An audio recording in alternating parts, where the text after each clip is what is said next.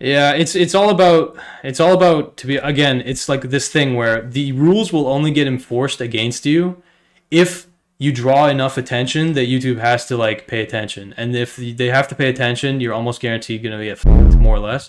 But it is like how like this is why like tattletaling to the teacher is a real thing because it works. You know what I mean? Like if someone is diligent enough, if they go through the legal processes, which there are people who do this. Like it sounds crazy, but like there are people who file the legal court cases, whatever. Obviously, James Key's one of these guys, but he did it literally, like, you know, through like the LA County or whatever But anyway, the point is that once like it's a legal thing, YouTube absolutely does not want to deal with it even in the slightest. Literally not worth any. Like there's no reason. There's no reason. I mean that's the thing with the EDP, right? Like, right. So EDP, all the footage of that stuff was up for years on YouTube. Yeah. Like Critical has a video to this day, it's still up with 13 million views reacting to the EDP footage. Yeah.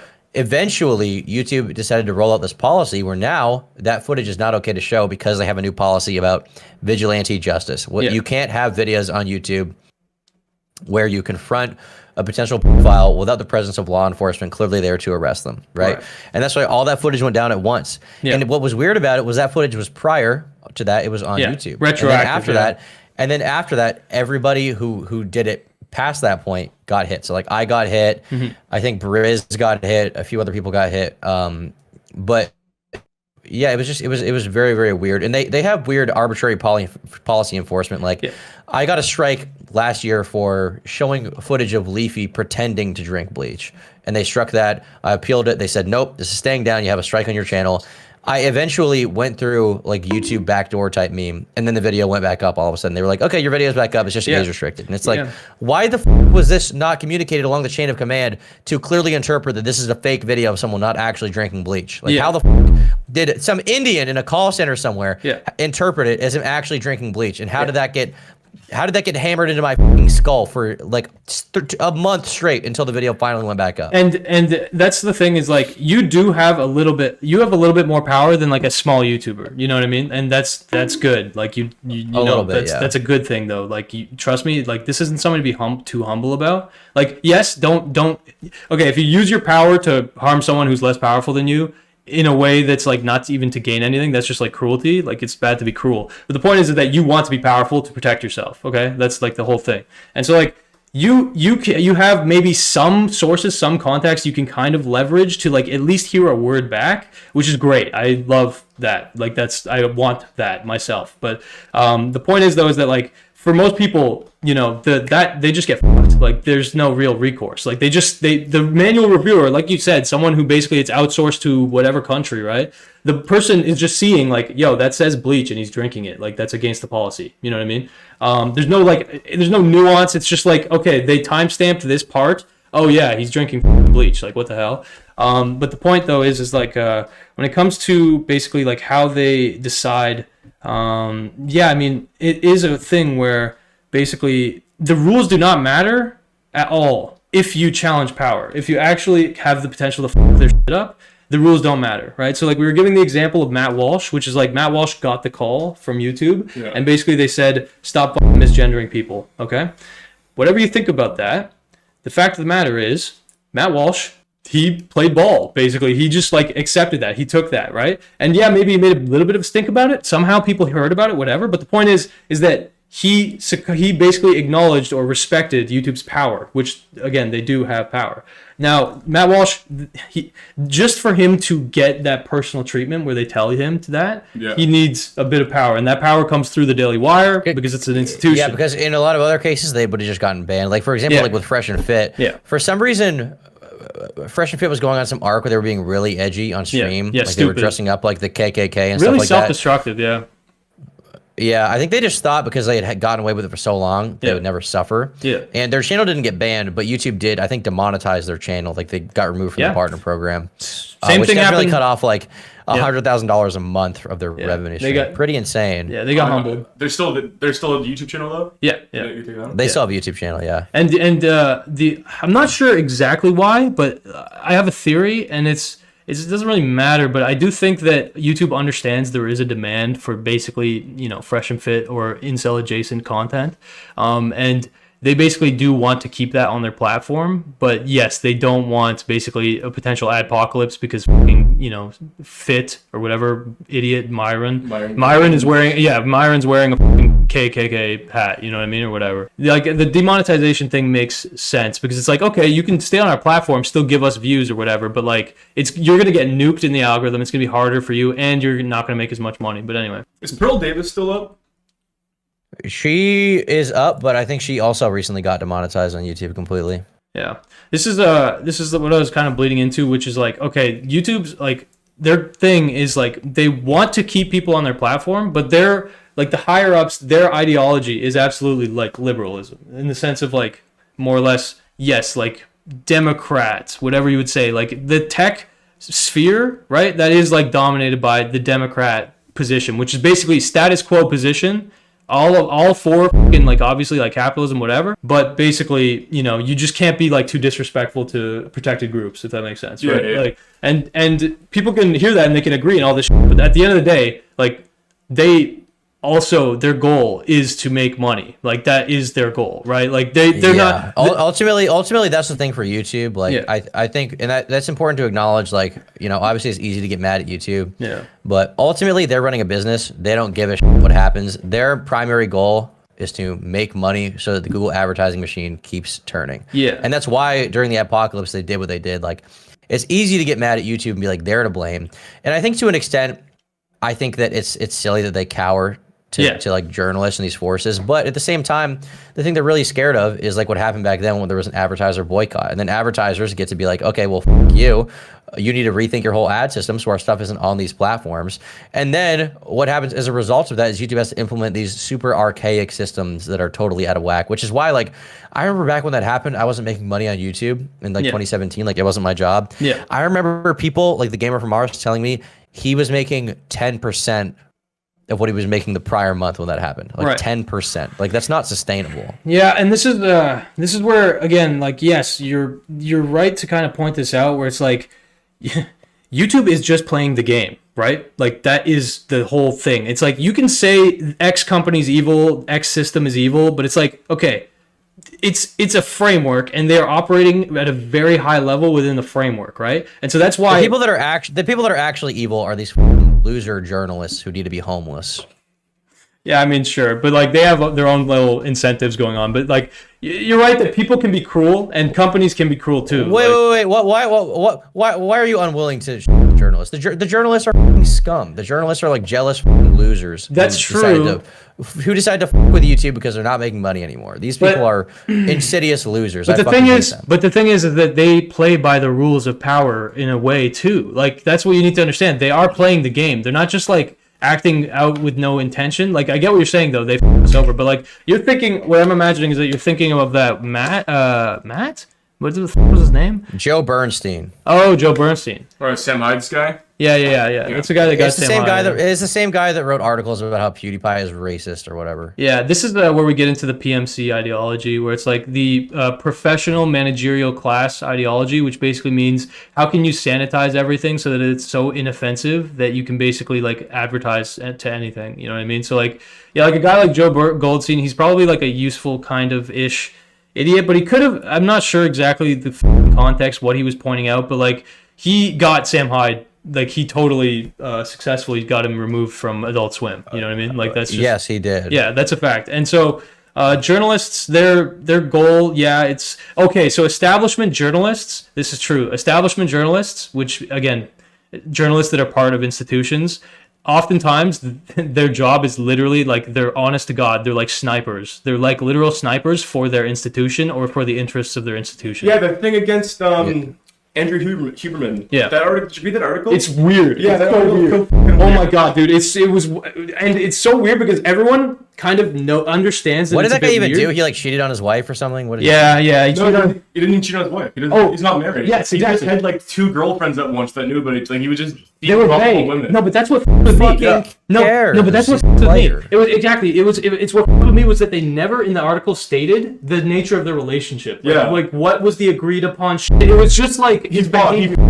Yeah. Yeah, it's a weird thing. It's oh man, and it's like there's probably truth to that, but what was it, the Washington Post or some shit? Why were they doing it? Like, it was like a real outlet. But the thing is, like, who fucking cares that he fucks two? I don't understand why anybody cared. Did he actually suffer consequences as a result? Like, did anything happen to him? There's not that I can tell, but there's speculation there, and it's like, I haven't looked deep enough into this to really know, but it's possible. But there's speculation that, like, Andrew Huberman is a pretty straight shooting guy with like what he believes, and there's probably some shit you could criticize him. It's like we were talking about with Dr. K. It's like, he is a professional, and you should pay attention to people who claim to be professionals and like vet them, because that's like powerful. Like, that is truly. But like, what do you mean by straight shooting guy? Like, does he say you shouldn't cheat on your girl, and then like, what was? No, actually, but what I mean is that he gives you basically like almost neurochemical advice in the sense of like, he gives you health advice. He's not like Joe Rogan universe. He's a like PhD at Stanford research fellow. Like, if there's way more than half these guys who claim to be experts. Like, he actually, and that's what he only started his media career in the last like 5 years. But for the entirety of his career, it was just solely research. But my question is, like, why the fuck is it even in the public interest that he had two girls he was fucking at once? Let me give you the conspiracy. Okay, the conspiracy is that he is vehemently anti-alcohol, anti obviously like smoking, whatever. There's a couple other things that he's like disrupting, like being super against, you know what I mean, like in terms of sunscreen. Is he? I think, yeah. Really? Yeah. Interesting. Fuck, I didn't know that. But anyway, the point is like, okay, it's possible that like big fucking alcohol, probably not alcohol, I don't know, there's like, this is a guy who basically, again, he's a straight shooter, which basically means he gives advice that he believes, and so he probably and I mean, I'm claiming, I don't know really if he gives advice he believes, but it seems like it. And it's possible he upset basically certain factions of like companies that could get pissed off or whatever. And it's also possible that, like, you know, he does kind of undermine the legitimacy of doctors sometimes, you know what I mean, with like some of his advice, whatever. And when you undermine the legitimacy of doctors, sometimes governments pay attention. And I mean, you and I we talked about this before, but like the big thing you need to watch out for, like the person who makes the rules for the game usually is the fucking government. So like we operate, YouTube is our government, right? Which basically means like they are the kings of our dominion. You know what I mean? The government will fuck you. They'll totally humble you. Like, any small business owner understands this. Basically, the government won't care about whether you're filing taxes or not filing taxes until one of two things happens, basically. Until someone reveals this and it becomes like a public spectacle. Oh, this fucking, you know, business owners evading taxes, whatever. It's like a problem that like you got found out. Or basically you're not within the circles where like you're trusted. You know what I mean? If you're in the trusted circles, you can get away with almost anything, like business wise. Like, it's just true. Like, this is just easily known. I mean, you could even look at like Hunter Biden. Like, there's so much corruption going on there where it's like he gets a fucking job in Ukraine, some bullshit job that probably pays him $400K a year, whatever, probably more, and he just gets to fuck hookers and do cocaine, which looks cool, obviously. Yeah, it's sick as hell. Yeah. But anyway, but the joke is though, is that like corruption doesn't matter unless, again, you're not one of these like trusted, you're not an in-group or whatever, you know what I mean? And so yeah, with Andrew Huberman, it's possible that he basically like just was not in these like in-groups with fucking journalists, whatever. Like because journalists are like kind of their own dominion, you know what I mean? It's hard to describe exactly, but it's like, journalists are weird because I was telling you about this, Tom, but there's a difference between power and influence, right? Because power, it's basically, if you have power, you just decide and what you want happens. Journalists, they have influence, which is kind of a expression of power, but you can only like sway people, right? Like, you can lean things in your direction with influence. It's basically like you're re-regulate, or you're like changing the flow. I would be so curious about is if these same publications that cover the Huberman stuff were nearly as like coverage heavy on Hunter Biden stuff. That would be really interesting. Of course not. I mean, probably not. Whatever. But like, I would guess they're not. I would want to double check, fact check, or whatever. But it wouldn't surprise me. At all. It's not. I mean, look. I mean, yeah. It's like the thing is like, I've done this. I've been through this whole charade where it's like with my Monkey Jones video. I still view myself as such a naive idiot for even making that, but it's beautiful. It's so nice. Like, I knew it was gonna fail, but I still did it anyway. But it's like, my goal was to get him back, like to make a video that was so cool that like people gave a fuck.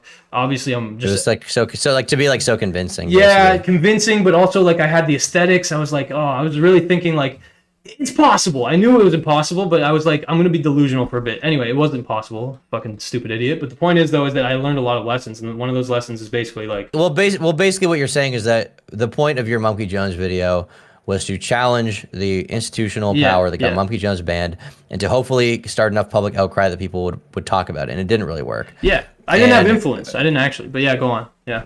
Yeah, and I think the way you're connecting this to the Andrew Huberman thing is like, what is the intentions of these journalists? Why are they writing this article? What about him makes them specifically target him? He has to be. What is the problem? He has to be a threat to somebody. That's the big thing. Like, that needs to be understood. Like, and you could view it. It's possible you could view it as like, oh, Wall Street Journal literally just wants clicks. It might be a decent way to get clicks. It made the rounds. Like, it did get clicks, right? But with these institutions, especially an op-ed or whatever you call those, like where they send someone to spend a lot of time, it's usually not just about clicks. You know what I mean? Like, they need to be approved of attacking the person, you know, by like their higher ups and shit. Like, you can't just fucking attack anybody, right? Yeah. Like, you can't fucking attack Jeff Bezos, who owns the fucking Washington Journal. You know what I mean? Like, he literally owns. That's another thing. Like, these fucking billionaires. Okay, to become a billionaire, you need to be absolutely obsessed with power. Like, this is just. It's just the reality, kind of, more or less. There's glitches nowadays because obviously there's flukes that happen with crypto and shit, but like, most of these guys are obsessed with power. And like, a massive thing is, why do these fucking guys end up buying Twitter, which I just view as like literally a news platform, and why do they buy Washington Journal in the case of Bezos? And it's like, when Jeff Bezos talks about why he bought the Washington Journal, he literally frames it as if he is a great guy, just a great guy. He literally says... So when you say Washington Journal, is it the Washington Post or the Wall Street Journal? Post, you know which one you bought? I think it's Post, man. My bad. Post is the legacy one, I think. Like, it was basically... this is how Jeff Bezos frames it. It's like, like, he names the name because he probably... I'm saving journalism. Yeah, no, exactly. He basically says, like, the owner who was, like, you know, inherited family owner of the Washington Post, you said, he came to me and he was like, look, Jeff... We're just not pulling the numbers we used to, you know. Paper media is dying. We need someone to basically, you know, I'm looking to sell the company, basically. And Jeff Bezos frames it as like he was a great guy because he bought it at like a premium or whatever, and he basically, like, you know, saved it, if that makes sense, like, just for the sake of, like, basically, you know, being like, it's an institution that's been respected in America and has had so many, you know, successes and whatever. It's like an archaic relic of fucking the past. In reality, it's just like a massive boost to his legitimacy. You know what I mean? Like, a massive fucking way to provide free, or at the very least not negative, advertising to his endeavors, you know? And so, yeah, this is when you get to these high-level power games, like, this is where I get, like, almost scared. Like, I don't even want to... But this is the confusing thing to me. Like, does anybody actually read these fucking outlets, dude? Does anybody actually read them? That's a good I feel question. like the most you hear about these outlets is from other journalists or YouTubers. Like, I feel like, generally speaking, the public is not reading the fucking Wall Street journalists. Why they charge people to read their fucking articles. And this is where we realize and we understand the reality, which is that this is a game, okay? And we are not players in the game. We are just reacting to what is being played by the players in the game. You know what I mean? And so this is exactly it. So when YouTube experiences an adpocalypse, you identified this kind of correctly. Why do they cower? Why the fuck do they cower?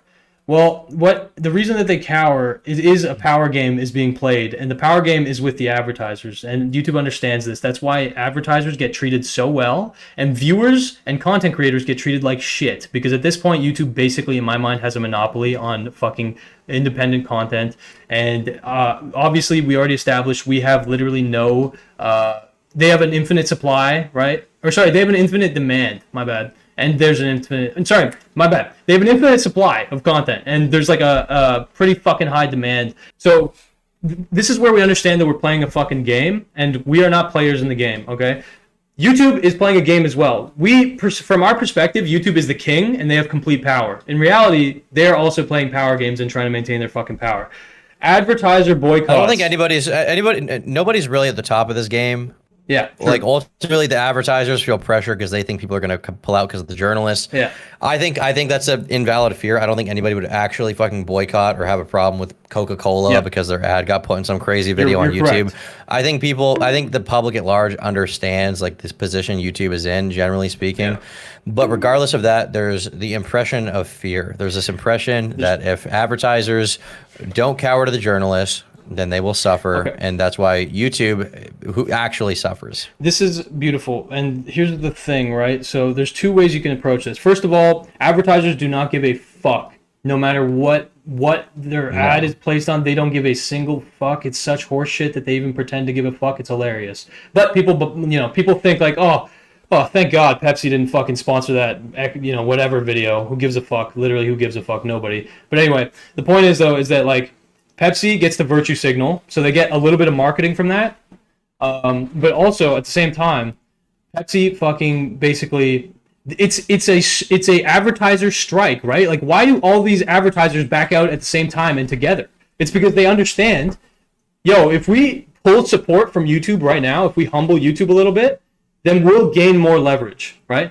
Like, it's all about fucking leverage. Like, they want a little bit more power so that YouTube will get them fucking better rates, basically, to come back. YouTube will have to basically make them happy to come back. And, again, you could view this from a conspiratorial angle where it's like, okay, and this is also where we bleed into, like, real-life, workers' strike movements. But, like, there's sometimes a case where, like, YouTube might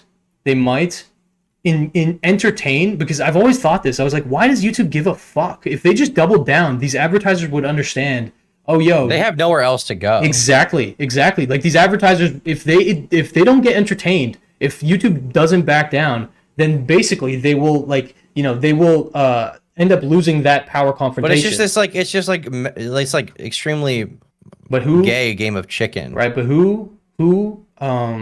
what could YouTube gain by an advertiser strike occurring? Two things.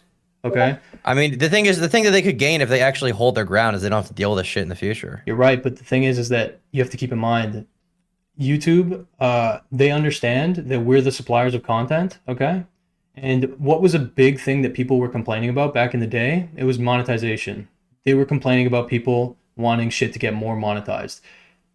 Instantly, the second that there's an adpocalypse, every single YouTuber understood, monetize, please. Just monetize aggressively. I don't give a fuck. I just want to make money. We all literally got humbled. Like I don't want to lose my job. Yeah. YouTube did not take any damage in a real way by allowing that advertiser boycott or strike.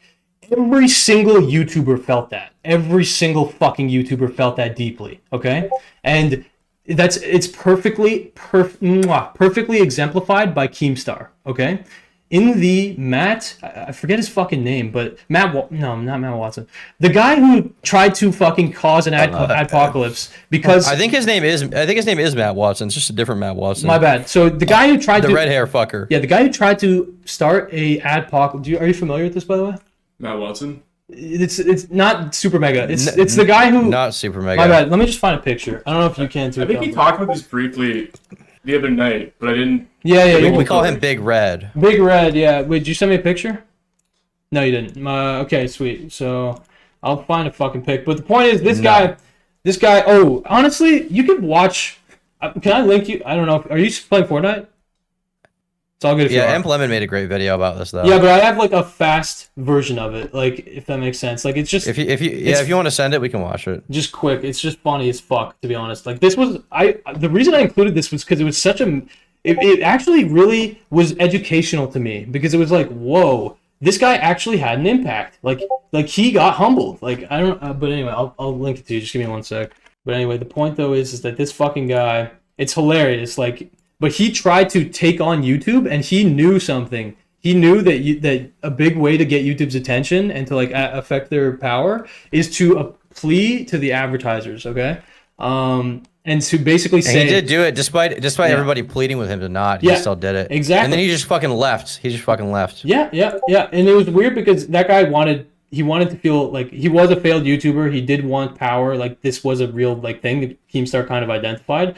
But at the end of the day, his method worked. That's what's weird. And so let me just find it real quick. This is a crash course in like how to get humbled by this is a crash course in how YouTube successfully made it the case that YouTubers now desperately fight for YouTube to monetize more. Okay, well, watch this. All right. YouTube treats borderline pedophile channels better than they do edgy content creators. And Mumkey is proof. Now, before I get into this, I need to make it clear that pedophilia is a dangerous subject on this website. When people think that they've sniffed out a pedophile, it's often their first instinct to go, Bass. Bro. I did not know how to do like my volume. Time after time, we've seen people jump the gun on pedophile accusations, and it almost always ends messy. But a few months ago, a dude named Matt came out with a video where he exposed a pedophilia problem that was occurring in the comments section of kids' YouTube videos. I have discovered a wormhole as I can't attack intrinsic attributes, but we do call him Big Red. We call him Big Red. I think you can get away with that. That sounds nice. That's cute. I would call it, into a softcore pedophile ring on YouTube. Basically, by using the algorithm and looking up harmless gymnastics or dancing videos, you can enter a loop where the algorithm is recommending you videos of little kids recording themselves playing or whatever. And that's all fine, but when you go to the comments of these videos, they just all kind of brigade the video, and what they do is they timestamp. And the timestamps are the points in the video where the little girls are in compromising positions, sexually implicit positions. Yo, pause for a sec. Now this Matt dude, you know what's funny? This is something because I paid close attention to this. He literally stated that it's a natural question to come up, but it's funny that he was honest. That's why I think this guy was like honest. But when asked how he found this, he basically said like, "Oh yeah, I was watching gymnastics videos to jerk off." You know what I mean? but I'm not like that. But the thing is that he wasn't watching kids in gymnastics. He was watching like adult women do gymnastics, but then he was starting to get kids in his recommended and seeing the comments. You know what I mean? Like he clearly fell down this funnel. Why would you just leave the detail out? Just say you're watching gymnastics videos. Yeah. But there were a lot of funny videos. He's just honest. Where he was like driving down the street, he was like hitting on girls. And he was like, "Wait, she's in high school." You're about to witness exactly that. Keemstar like saw through this guy so much because Keemstar understands power really well, and he also understands like castration, and he fucking castrated this guy. Like it was actually, and it's funny because this guy's cause was totally noble, which was protect kids, and this was a legitimate exploit that was occurring that kids were getting like viewed. Like this was completely legit. But the problem that Keemstar had was purely, bro, you're gonna fuck up all of us creators by doing this. And Keemstar was right, and Matt was right, but Matt basically wouldn't back down. Now let's watch it because you'll see literally exactly what I described. And the thing that's frustrating about this is like, I feel like Matt's concern is like somewhat legitimate. Like these comments are really bad. Like these comments are disgusting. These people should be banned.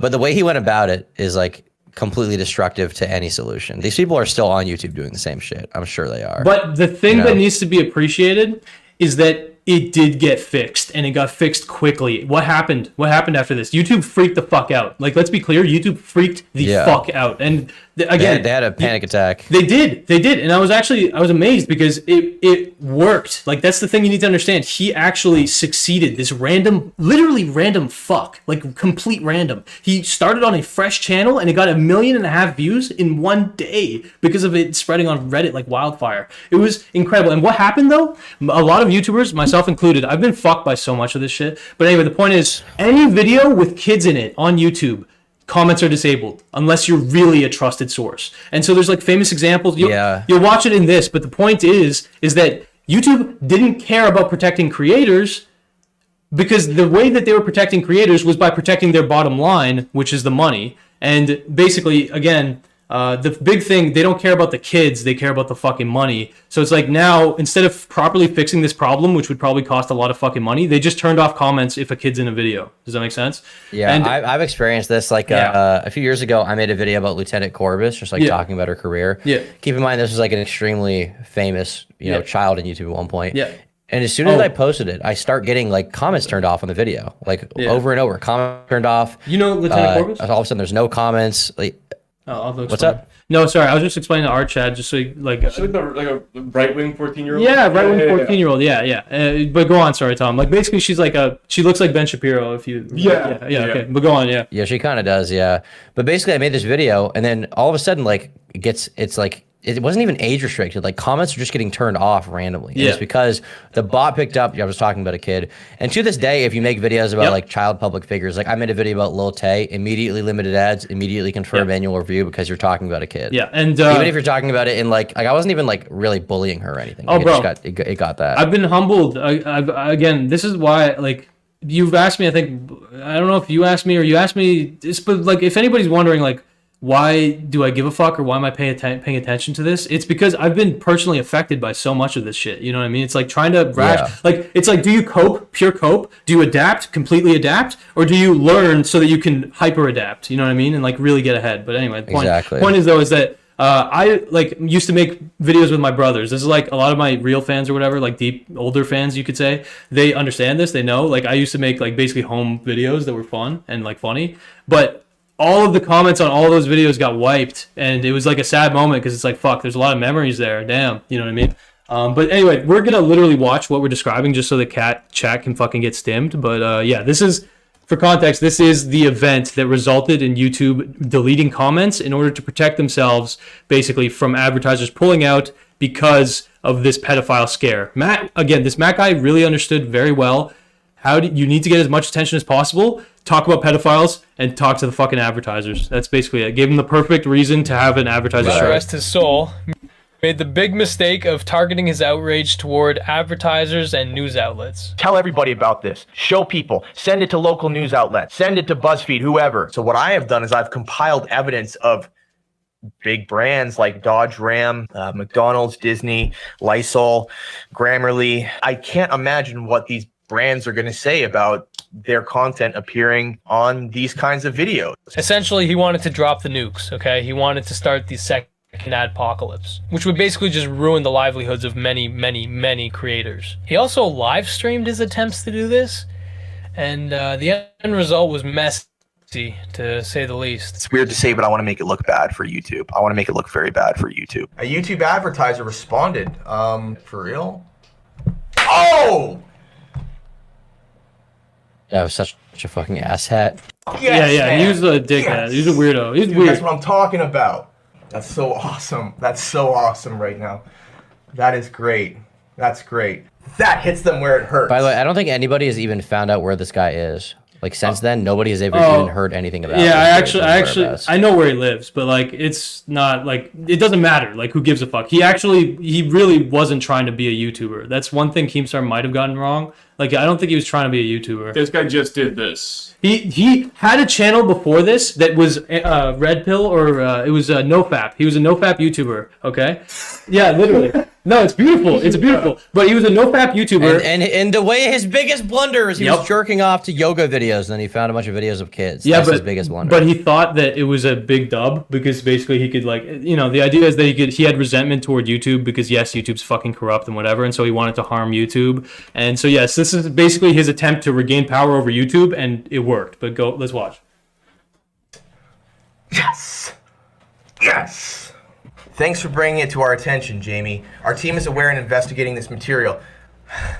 Yes, good. So that's YouTube's response. Now look, the battle is still ongoing. Yeah. Awesome. This is just proof that this look, guys. Look, this was proof, by the way, that he didn't actually like care necessarily about the kids. He wanted to hurt YouTube because YouTube immediately responded, and he looked sad. Does that make sense? Like he was like, "What the fuck?" Like, okay. He was like, "Wait, they're actually taking action." Yeah, he's like, fuck, they're being proactive. God damn it. Wait, so why did he want to nuke YouTube? Why did he want an adpocalypse to the cloud? It was I think it's resentment. He just hated YouTube. Resentment. He was a failed YouTuber. I literally had seen I remember seeing his fucking videos like a while ago, whatever. But he had like a slight pop off on YouTube because he was like a early ass like red pillar in a way, but a weird type. Like he, again, specifically NoFap, but he got outed as well as a weirdo in those communities. But the point is, though, like his YouTube channel failed. And this was definitely some weird little resentful thing. Because, again, he didn't clearly, like I just showed, like when YouTube responded, he was discouraged weirdly. And he was like, guys, we still got to fight. You know what I mean? So anyway, let's keep watching.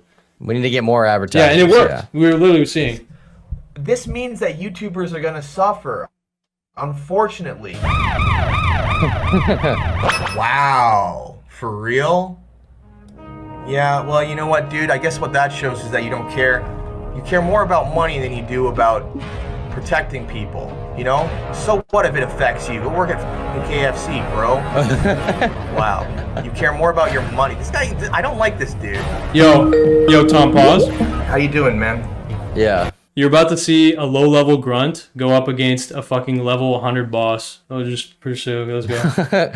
I don't even remember this call, so that's funny. I'm excited for this. Good, how are you? I sent your video to the head of YouTube Gaming, and I said, listen, you know, let's get this taken care of. But then I saw you go on to say there's ads attached to this, and we need to get in contact with as many news people as possible, and we need to take YouTube down. And I'm like, whoa, whoa, whoa, whoa. You're gonna have, you know, YouTubers that have nothing to do with any of this. Their livelihood's gonna be affected by this. Like, this could cause another apocalypse, and will be bad for everybody. Your message has already gotten to YouTube. Okay, cool. The video had 30,000 views, and we sent it to YouTube. YouTube already acknowledged to me that they're on it. Now, I chose not to blow this story up. I chose not to cover it on Drumler and talk about it and make a big deal about this because I know what the consequences of that is. You know, I hear you, and all I'm going to say is that those videos should absolutely not be monetized. What is up, Troubler go. Nation? I'm your host, Killer Keemstar. Something is going on in the YouTube community that is bothering me, and it's bothering many other YouTubers. It's a whole campaign, and it's called #WakeUpYouTube. And it all started from a guy known as Matt Watson. Who is this guy? Well, remember when he said he didn't have a Twitter? He had a Twitter, and on this Twitter, there was some very... Keemstar basically was like, okay, you want to play that game? Yeah. I'll destroy your reputation, Exactly. Too. Yeah. He got a taste of it. You know what I mean? The delicacy of fetish pornography. I'm going to be a big star. Follow me on social media, and I'll send you a pair of used underwear with him with a blow-up doll in a car. Yeah. Very tasteful. Yeah. Very, very creepy stuff. Why did this guy lie to me? What is he trying to hide? And that's when we found Matt's original YouTube channel. There's a schoolgirl walking down the side of the street. My name's Matt. You know, like filming some porn would be sick. And Matt pulls up to her in a car. I'm getting laid tonight. Asking her... Interested in shooting an ad video? Absolutely disgusting. Taking my daily dose of red pill. Very, very creepy. Opening up. I'm a new man now. Very, very creepy. The guy's a troll. I have a YouTube channel where I make comedy videos. Whether you objectively think they're funny or not, they're comedy videos. In my opinion, this guy is a complete fraud, and this is not about making YouTube safe. Dude, you realize that this Keemstar guy has a rep. This is great, by the way. This is still a great video. I appreciate that. Yeah, bro. This one's really slept on. Like, I was on some shit with this, but it's fun because I learned so much making these, bro. Like, it's so fucking fun. But anyway, yeah, thank you. Yeah. Yeah. Reputation for doing this to people. This is about Matt Watson trying to get as much internet attention as possible and trying to be seen as a hero. This guy's a sociopath. I mean, this right here is starting to remind me of Coney 2012, if you remember that. Was the girl underage when being asked about being in the movie? No. Even let's say theoretically, yeah. What the f does that have to do with what I'm talking about? Wow. What does nonce mean? Pedophile. Don't believe everything you hear. There's so many fake people. No, it's just like the British word for pedophile, Yeah. But People online, it's unbelievable. But well, that Do you see situation that? definitely spiraled out of control. So Yes. that's pretty much that highlighted. Do you see how overt Keemstar is and how he plays power games? It's so incredible. That's why, honestly, I've watched Keemstar for literally 15 fucking years. Literally one of the first fucking gaming videos I ever watched was him shitting on people in Halo.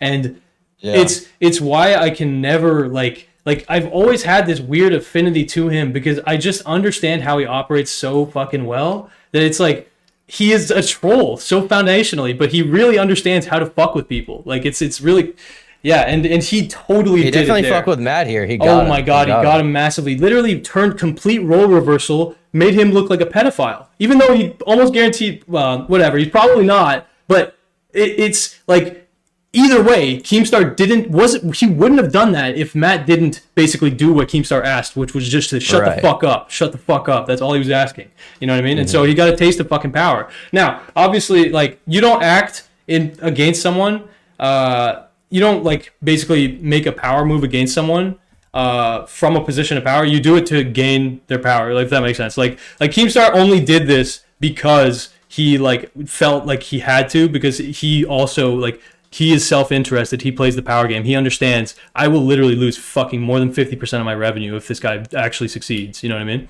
Right. Yeah.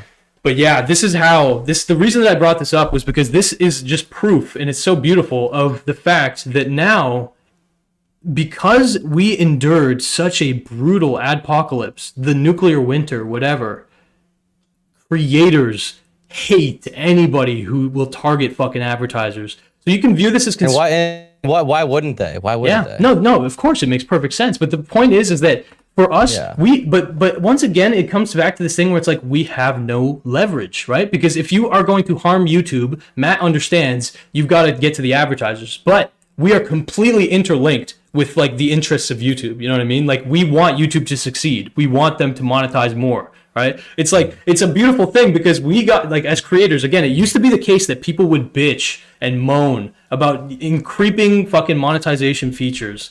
Now, you will rarely see any YouTuber complain in the slightest. Patreon's normalized, fucking, even, like, dude, YouTube gets, like, 50% of our super chats. It's, like, crazy. We basically had to adapt. We had to just realize, like, look, we're basically at these people's whims. We're going to do whatever we can to stay on the platform and just survive, basically, right? Yeah. And this is, by the way, this is, like, a big thing with, like,